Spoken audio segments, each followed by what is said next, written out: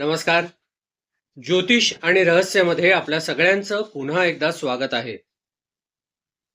ग्रह हे आपल्या जीवनावर, आपल्या आयुष्यावर खरोखरच परिणाम करतात का?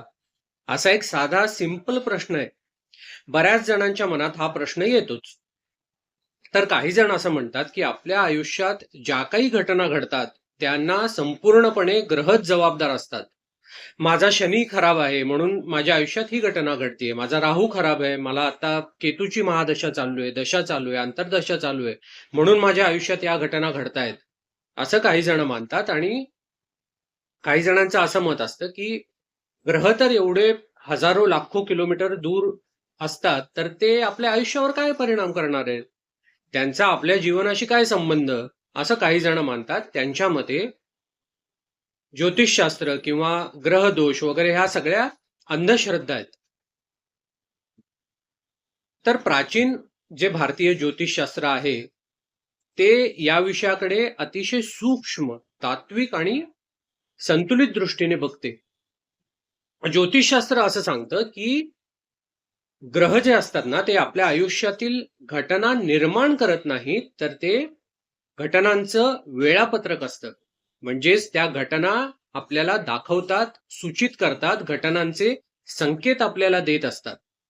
आपण जे कर्म करत असतो किंवा आपल्याकडनं जे कर्म घडलेलं असतं त्याचे परिणाम कधी आणि कसे प्रकट होतील त्याचे संकेत या ग्रहांमार्फत आपल्याला मिळतात.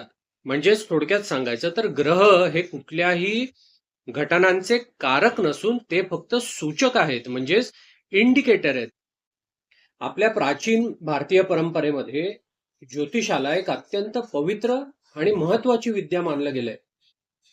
ज्योतिषम वेद चक्षुः असं म्हटलं गेलंय. म्हणजेच काय तर ज्योतिष हे वेदांचे चक्षु आहेत, म्हणजेच वेदांचे डोळे आहेत. जसं आपल्याला आपल्या डोळ्यांमध्ये आपल्या आपल्या डोळ्यांमुळे वस्तू दिसतात, म्हणजेच आपण समजा चाललोय तर आपल्याला समोरचा रस्ता दिसत जातो, फक्त दिसतो. आपले डोळे तो रस्ता तयार करतात का, क्रिएट करतात का? नाही, तो तिथेच असतो, पण डोळ्यांमुळे तो आपल्याला दिसतो. त्याचप्रमाणे ज्योतिष किंवा आपल्या कुंडलीत असलेले ग्रह हे आपल्याला घटना दाखवतात, ते घटना निर्माण करत नाहीत.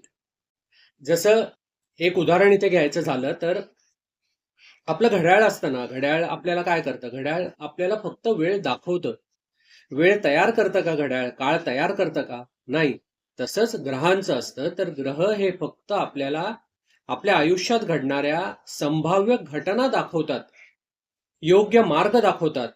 ते कोणताही ग्रह स्वतः कुठलीही घटना घडवून आणत नाही आणि म्हणूनच त्यांना टाइम इंडिकेटर्स असंही म्हटलं गेलंय.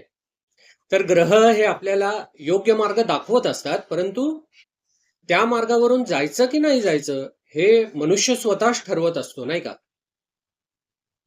भगवद्गीतेत श्रीकृष्णाने म्हटलेलं आहे आणि आपण हजारो लाखो वेळा आजपर्यंत ऐकलंही आहे की कर्मण्येवाधिकार असते मा फलेषु कदाचन.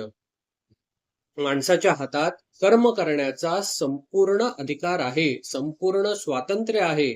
माणूस फ्री विलने आपलं भविष्य बदलू शकतो, परंतु त्या कर्माच्या फळावर मा फलेषु कदाचन, त्या कर्माच्या फळावर माणसाचा कुठलाही अधिकार नाही. योग्य कर्म आणि योग्य निर्णय घेतल्याने जीवनाचा मार्ग हा बदलू शकतो.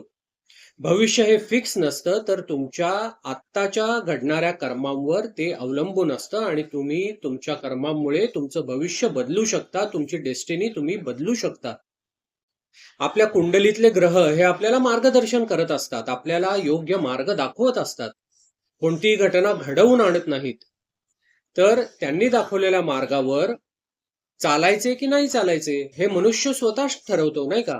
स्वतःचं कर्म मनुष्य स्वतःच करत असतो, त्यामुळे जे काही परिणाम होतात त्यालाही मनुष्य स्वतःच जबाबदार असतो. तर सांगायचा मुद्दा हा की आपण कोणत्या काळात कोणतं कर्म करायला हवं, कोणतं कर्म करू नये, कोणत्या कर्माचे परिणाम आपल्याला कोणत्या काळात भोगावे लागतील, काय परिणाम भोगावे लागतील, हे सगळं ग्रह आपल्याला सांगत असतात, आपल्याला सूचित करत असतात.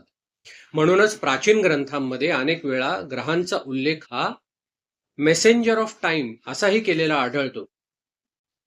एकूणच ही सगळी इन्फॉर्मेशन आपण समराईज केली ना, तर आपल्याला असं लक्षात येतं, की ग्रह हे आपल्या जीवनावर थेट नियंत्रण करत नसतात.